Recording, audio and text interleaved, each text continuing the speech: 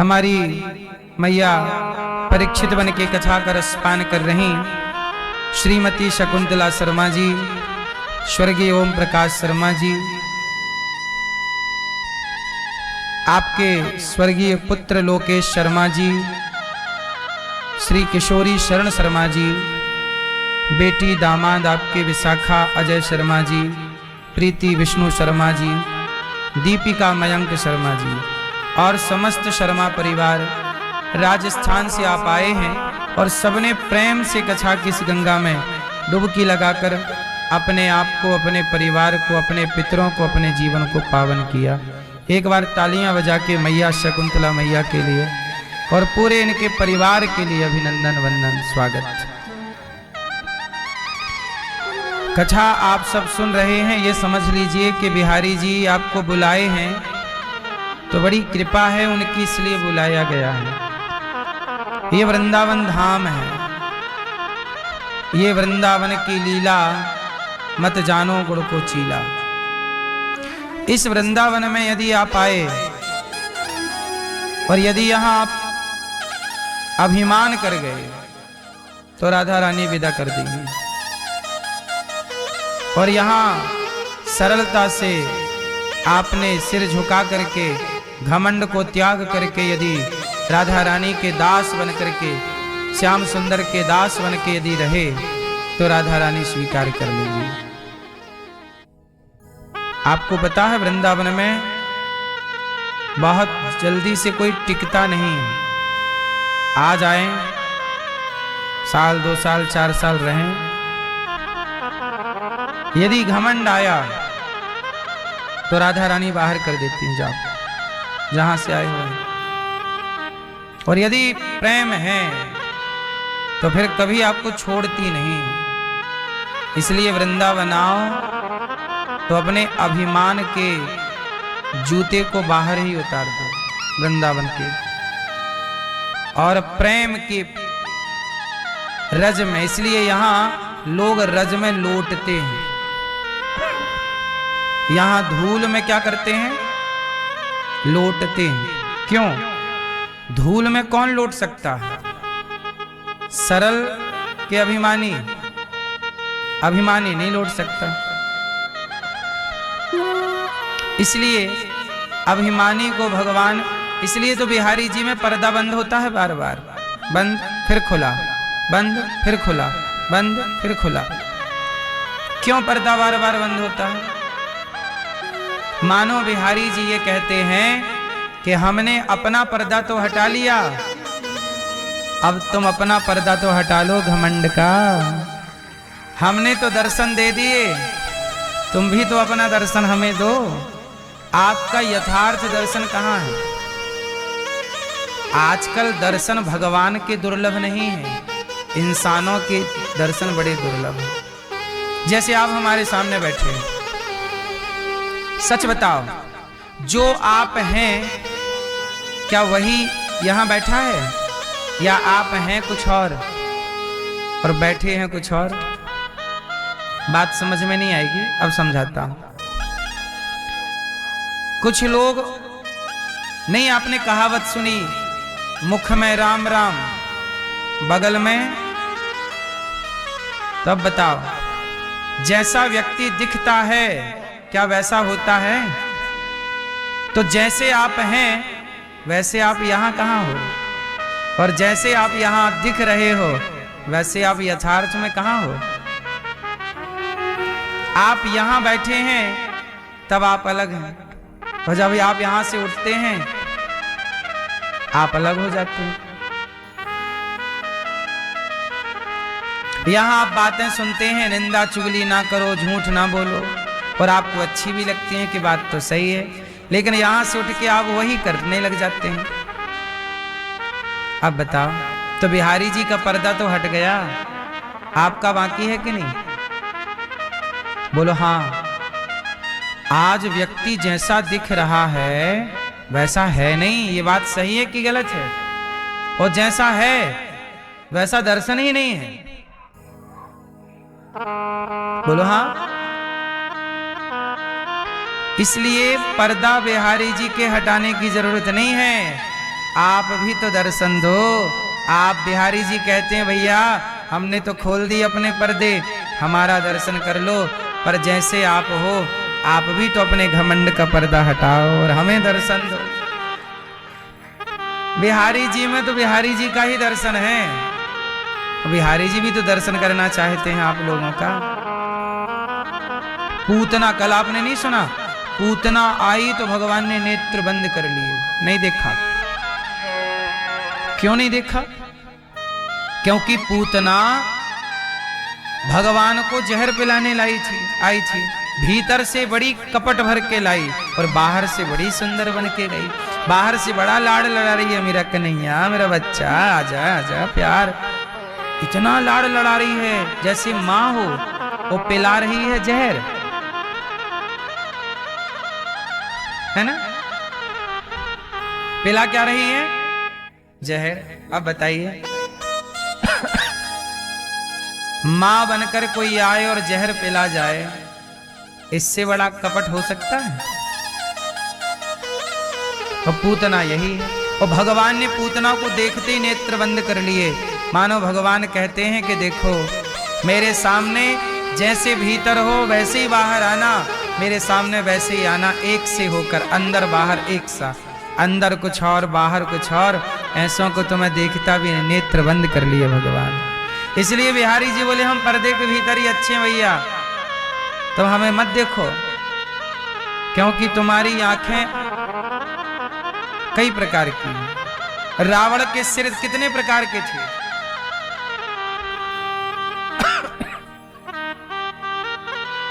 रावण का सिर 10 सिर। आप लोगों के सिर कितने हैं?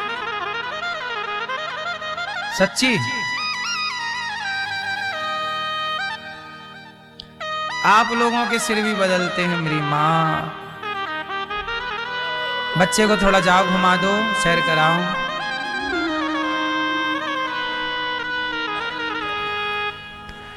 रावण के सिर 10 और आपके सिर?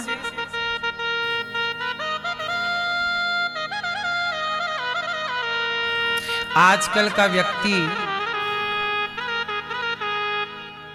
जब आप कहते हो भाई साहब हमें 10,000 की जरूरत है,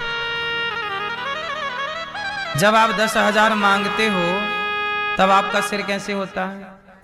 भैया हमें 10,000 की जरूरत है, दे दो। तब आपका सिर कैसे होता है?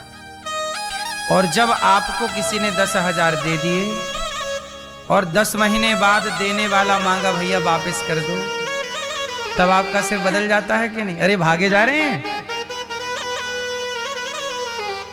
बोलो हाँ। एक तो उसने पैसे दिए और आपने बोला था 1 महीने बाद चुका देंगे, और वो 10 महीने बाद मांग रहा है, तो आप उस पर ही गुस्सा कर रहे हैं। बताइए ये व्यक्ति एक सिर वाला है? फिर रावण के 10 सिर थे साहब, आपके गिने जाएं तो रावण से ज्यादा निकलेंगे। गिन लो। जब बेटी का विवाह करता है पिता, तब बेटी के विवाह के समय सिर कैसे होता है? और जब बेटे का विवाह करता है, बेटी के विवाह के टाइम ऐसे सिर, और बेटे के विवाह के टाइम ऐसे। बोलो हाँ। कर्जा लेते समय ऐसे और देते समय ऐसे। काहे मांग रहे हो? मांगो मत। पैसा देने वाला ही बुरा होता है, लेने वाला बुरा। देने वाला दे दे और दे के मांग ले तो बुरा। अच्छा ना दे तो बुरा, पैसा ना दे तो बुरा, और दे करके मांग ले तो बुरा। काहे मांग रहे हो? कुल मिला के मरण उसी की है जो दे रहा है। लेने वाला तो तब भी गाली देगा जब नहीं दोगे, और देकर मांगोगे तब भी गाली देगा। मांग रहे हो यार? बोलो हाँ। ये बात सच्ची है कि झूठी है? इसलिए रावण के सिर तो 10 थे, वो खुले में थे, दिख रहे थे 10 वाला। आज के व्यक्ति के सिर कितने आप गिन ही नहीं सकते, हर क्षण बदल रहा है। काम जब तक नहीं निकलता तब तक व्यक्ति कैसा होता है, वो काम निकल जाने के बाद कैसा होता है, बदला बदला दिखता है कि नहीं? बोलो हाँ। इसलिए बिहारी जी ने पर्दा बंद कर लिया। नहीं, तुम हमारे दर्शन ना करो, हम तो देखो फिर भी दर्शन दे रहे हैं। तुम्हारा एक सिर जब हो जाए तब आ जाना। इसलिए भगवान की शर्त है, निर्मल मन जन सो मोहि पावा, मोहि कपट छल छिद्र न भावा। छल कपट यदि आपके अंदर है तो याद रखिएगा कि भगवान के दरवाजे सदा के लिए बंद हैं आपके लिए।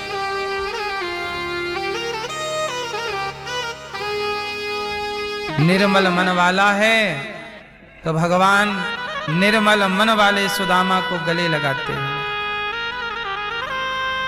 और कपट रखने वाले दुर्योधन के 56 भोग छोड़ करके निर्मल मन वाली विदुरानी के घर जाके साग का छिलकों का भोग लगाते हैं। निर्मल मन जन सो मोहि पावा। कल आपने सुना कि भगवान ने गोवर्धन उठाया 1 उंगली से। आज देखिए लोगों का मन कितना दूषित हो गया है। गाय की जमीन होती है गांव में, जिसे गौचर भूमि कहते हैं, गौचर भूमियों पर लोगों ने कब्जा कर लिए और सारी गौ माता की भूमि समाप्त हो गई। अब कहीं गाय की भूमि नहीं है, इसलिए गाय सड़क पर खड़ी रहती है, ट्रक वाला धक्के मार के चला जाता है। ट्रक सड़क पे गाय खड़ी होती है तो कसाईयों को गाय पकड़ने में आसानी होती है। सड़क पे गाड़ी खड़ी की है, सड़क पे गाय मिल गई, भरे ले गए बूचड़ खानों में, काट दिया। पहले गाय कहां खड़ी होती थी? गांव में सैर होती थी, जहां जहां सरकारी जमीन होती थी पड़ी रहती थी तो गैया वहां चरती रहती। अब सारी गौचर भूमि पे कब्जा कर लिया बगल वाले किसानों ने। बोलो हाँ कि ना? बोलो हाँ कि ना? तो गौ हत्या का जिम्मेदार कौन है आप बताइए? वो कसाई जो गाय के सिर पे तलवार चला रहा है, मुझे लगता है वो इतना बड़ा हत्यारा नहीं है जितना बड़ा हत्यारा वो लोग हैं जिन्होंने गाय की गौचर भूमि पर कब्जा कर लिया है। क्या वो गौ हत्यारे नहीं? बोलो, जिन्होंने गाय के खड़े होने की भूमि छीन ली गाय से। गाय कहे तो कहे किसी से। इसलिए भगवान ने गोवर्धन उठाकर मैसेज दिया, दुनिया वालों, ये गोवर्धन पे गाय चरती है और जहां गाय चरती है उस भूमि को मैंने हाथ पर उठाया है। आने वाले युग में आप लोग भी गौचर भूमि की रक्षा करते रहना जैसे मैं कर रहा हूं। कृष्ण कह रहे हैं, मैंने उंगली पे उठाया है, तुम भी उठाए रहना उस भूमि को, अर्थात संभाल के रखना। क्या पता था कि इस देश में गाय की भूमि ना रह जाएगी। मेरी मां, बड़ा बेईमान युग चल रहा है। गाय कट रही है, कोई फर्क नहीं पड़ रहा है किसी को, कोई बात भी नहीं करता। आप लोग चौराहे नुक्कड़ में बैठ के कब गौ हत्या रोकने की बात करते हो? बताओ, आप बताओ, आपने कब बात की गौ हत्या रोकने के लिए? कब प्रयास किया? कितना प्रयास किया आपने? आप लोगों से मेरा सवाल है, बताइए, आपने कुछ प्रयास किया?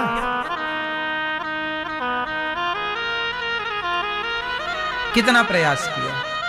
आपके गली के नेताजी से आपने कहा कि भैया गौ हत्या बंद करो?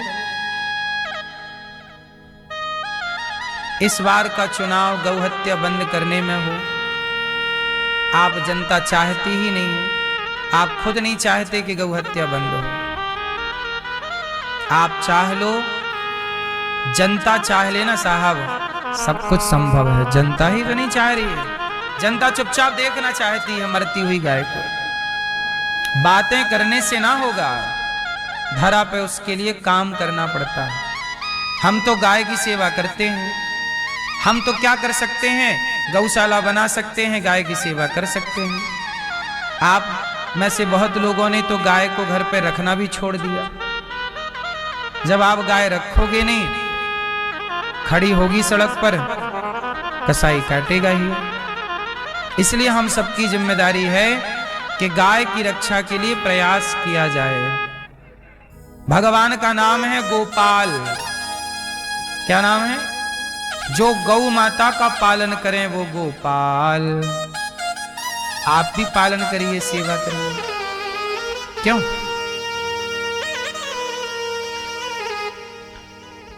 भगवान श्री कृष्ण ने गिरिराज जी को स्थापित किया। आज नंद बाबा को वरुण देवता लेकर गए। सारे ब्रजवासियों को वरुण देवता के पास से नंद बाबा को लाए भगवान, और सारे ब्रजवासियों को बैकुंठ का दर्शन कराया भगवान ने। कहां का दर्शन कराया? बैकुंठ का दर्शन भगवान ने कराया सबको। और बैकुंठ से आकर के आज भगवान ने सुंदर सी बांसुरी बजाई। आज यमुना के तट पर खड़े होकर शरद पूर्णिमा की रात्रि में बांसुरी बजा के भगवान ने सुंदर सा गोपियों का आवाहन किया। आज हमारे भैया यश पाठक जी और अनुकृति पाठक जी कटनी से आए हैं। एक बार तालियां बजा के। श्री संजय पाठक जी के पुत्र हैं भैया श्री यश पाठक जी, और आप के पिताजी और आपके द्वारा खूब समाज की सेवा आप लोग करते हैं। और अभी कथा का आयोजन भी कराया था आपने कटनी में, बड़ा भव्य आयोजन था।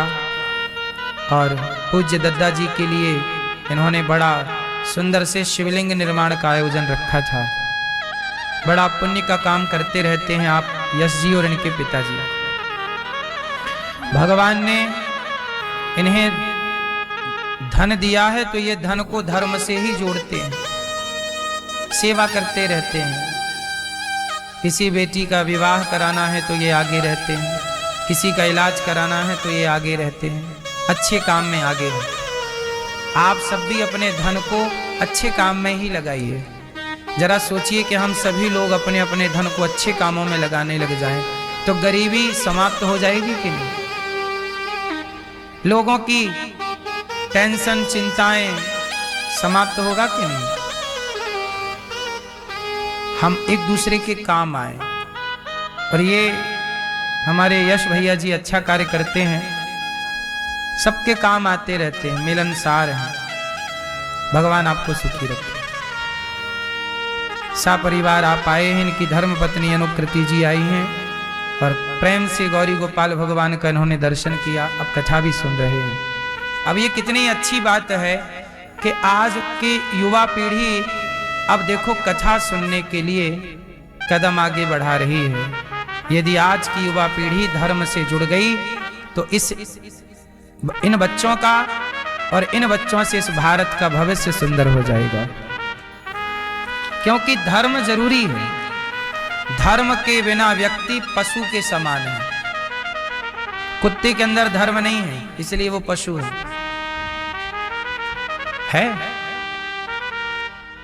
किसी के अंदर मनुष्य के सिवा किसी के अंदर धर्म हो तो बताओ। धर्म का ज्ञान किसके भीतर है? धर्म क्या है? धर्म केवल मंदिर जाना ही धर्म नहीं। हमने कल बताया था कथा में कि देखना भी धर्म है। क्या देखें क्या ना देखें। बड़ी स्त्री को मां, बराबरी की बहन और छोटी बच्ची को बेटी के रूप में देखना धर्म है। इसके अतिरिक्त और कोई नजर से देखोगे तो देखना भी अधर्म है। मतलब देखने में भी धर्म है। क्यों? हमारे यहां हमारे ऋषियों ने देखना सिखाया है। इसलिए कहते हैं कि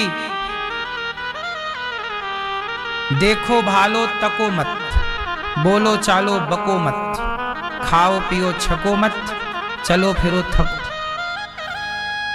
सब में धर्म है। राम के आचरण में धर्म है कि नहीं? बोलो। जिस व्यक्ति का जीवन धर्म से जुड़ा है वही व्यक्ति महान है।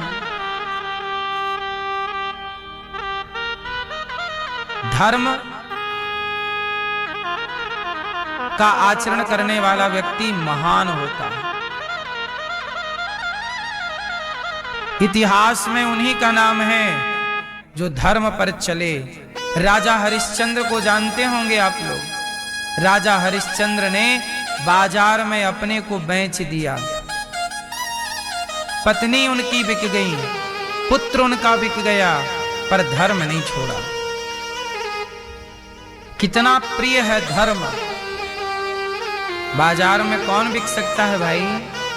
एक राजा, जो राजा है वो कह रहा है मुझे खरीद लो भाई। हरिश्चंद्र क्यों बिक गए?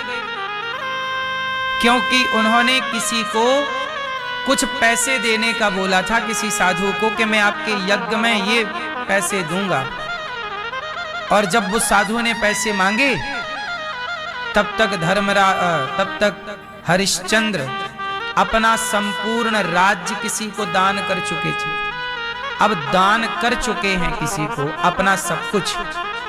अब सब कुछ दे दिया तो कुछ बचे ही नहीं। अब जिन साधु को वचन दिया था कि मैं आपके यज्ञ में, अच्छा हरिश्चंद्र सब कुछ दान देते समय ये भूल गए कि मैंने किसी को वचन दिया है कि आप यज्ञ करोगे तो आपके यज्ञ में मैं आपका ये सहयोग करूंगा। अब जब दान कर दिया तो साधु जी ने मांगा कि भाई मैं यज्ञ करना चाहता हूं, आपने जो देने का बोला था दीजिए। अब हरिश्चंद्र बोले अब मैं कहां से लाऊं? अब तो मैं सारा, जब राज्य दान कर दिया तो खजाना भी दान हो गया, अब तो 1 रुपया नहीं बचा, तो क्या करूं? तो मैं आपका दूंगा महाराज, मुझे 1 महीने का टाइम दीजिए। सोचिए, 1 महीने का टाइम लेकर के काम ढूंढा तीनों ने, पत्नी ने, बच्चे ने और स्वयं ने, कोई काम नहीं मिला। जब काम नहीं मिला, आज महीने का आखिरी दिन था, साधु जी आ गए। महाराज आपने हमें देने का बोला था, वचन दिया था कि हम आपके यज्ञ में इतना सहयोग करेंगे, इतना धन देंगे। अब हरिश्चंद्र बोले महाराज अभी सूर्य अस्त होने में 3 घंटे बाकी हैं, मुझे 3 घंटे का और टाइम है। अब 3 घंटों में क्या होगा? जो महीने भर में नहीं हो पाया, 29 दिनों में नहीं हो पाया, सो 3 घंटे में क्या होगा? हरिश्चंद्र गंगा के किनारे खड़े होकर सोचने लगे कि मैं गंगा में कूद जाऊं। वचन तो पूरा कर नहीं पाया, आत्महत्या कर लो। तारा ने रोका, महाराज आप जैसे महान लोग आत्महत्या करेंगे पाप लगेगा, आत्महत्या ना करिए। महाराज मैं आपकी पत्नी हूं, आप मुझे क्यों नहीं बेच देते बाजार में? हरिश्चंद्र बोले क्या कह रही हो, तुम्हें बाजार में क्यों बेच दूं? महाराज आपका ऋण यदि उतर जाए मुझे बेचने से तो उतार लो। पत्नी हूं, अर्धांगिनी हूं, आपके काम कब आऊंगी? आखिर आप मरना ही तो चाहते हैं, और नहीं भी मरे और नहीं दिया तो धर्म चला जाएगा, और धर्म चला गया तो फिर जी के भी क्या करेंगे?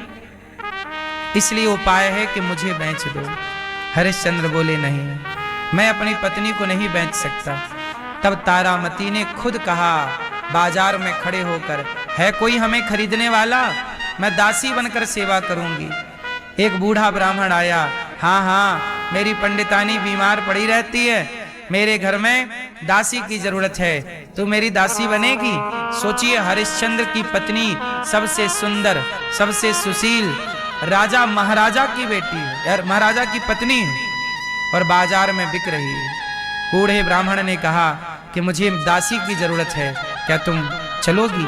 हाँ हाँ हाँ महाराज चलूंगी। कितना पैसा चाहिए? तो राजा ने उस समय 1100 स्वर्ण मुद्राएं देने का बोला था। पहले सोने की मुद्रा चलती थी, तो 1100 स्वर्ण मुद्राएं। तारामती बोली ठीक है, मुझे 1100 स्वर्ण मुद्राएं दे दो और खरीद लो।